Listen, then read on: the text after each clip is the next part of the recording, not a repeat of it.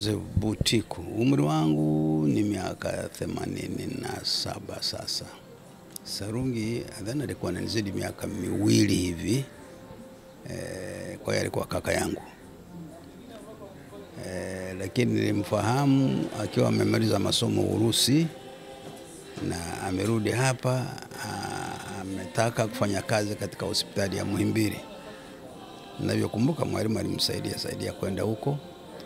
Ingawaje siku hizo niseme kweli kuna wasomi wengi na hata madaktari hapo wakiwa nadhani ukisoma Urusi huko mashariki huko kwa communist huko elimu yako si nzuri. Sarungi ndio alithibitisha kwa wote kwa alivyofanya kazi Muhimbili kwamba alikuwa na elimu bora na nzuri kabisa na inatakiwa ya kuwa askari bingwa wa mifupa. Kwa hiyo nisema alikuwa kaka yangu, lakini mimi alikuwa vile rafiki yangu, lakini vile tulifanya naye kazi. Alipokwenda Muhimbili nilijua amekwenda, baadaye alikuwa waziri wa elimu, baadaye alitoka akawa waziri wa jeshi letu, defense minister, baadaye akawa mkuu wa mkoa wa Kilimanjaro. Na baadaye akawa mbunge. Kwa yote katika maeneo yote, niseme kwa kifupi, alifanya vizuri sana.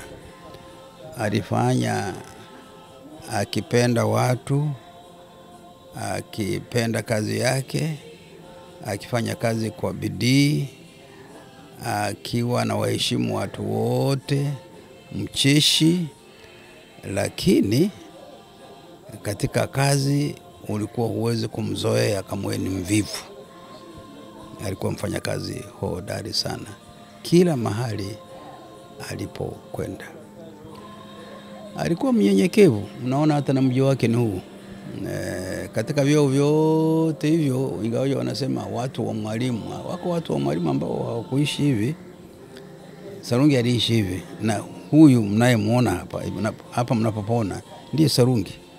Angeweza kufanya akawa kitu tofauti, lakini alikuwa hivi. Yeye alijali kazi yake zaidi na huduma kwa watu na upendo kwa watu. Aliweza kutoka hapa kuzungumza na watu wengi tu. Alikuwa na uhusiano mzuri sana na watu wengi sana. Mnyenyekevu.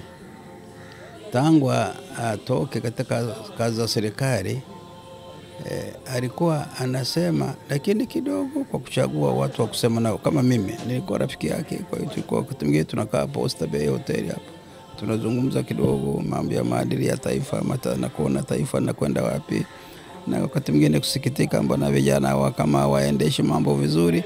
Anasema Jofto, acha Mungu atawasaidia. Alikuwa mnyenyekevu mno Sarungi, asiye na vituko. Na hata alipougua hapa, mmesikia Sarungi anataka sijui kwenda wapi. Kwangu mimi nilikuwa natoka huko Mara.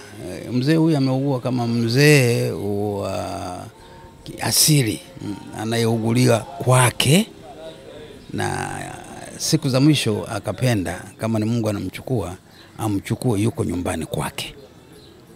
Na amefia nyumbani kwake kwenye kitanda chake. Mke wake akaniambia juzi. Kwa hiyo Sarungi alikuwa ni mzee. Nadhani sisi wazee tuna sababu ya kujifunza kutokana na maisha yake ya ujana, lakini hata ya utu uzima. Ameongoza atakiwa mtu mzima, bila kutaka kutukuka. Kama ni utukufu wampe watu wengine. Vijana nadhani wajifunze kwake. Mtu aliyekuwa kijana, ana nguvu, amesoma vizuri, hakuhangaika kutafuta huku na wala hakutaka mshahara mkubwa. Alifanya kazi aliyopewa yoyote mahali popote, na alifanya bila malengo. Basi tumkumbuke hivyo, na Mungu basi atusaidie. Niko namwambia mama alitoka pale, aliandika kitabu chake, sijui kama kiko wapi. Mimi ningependa kitabu hicho kama kipo, mimi nionyesha draft. Sio kama nilimrudishia, sikumbuki vizuri. Ningependa kitabu hicho familia hakikisha kwamba kinakamilishwa kusudi tujifunze na yale aliyoandika. Asante. Shukrani.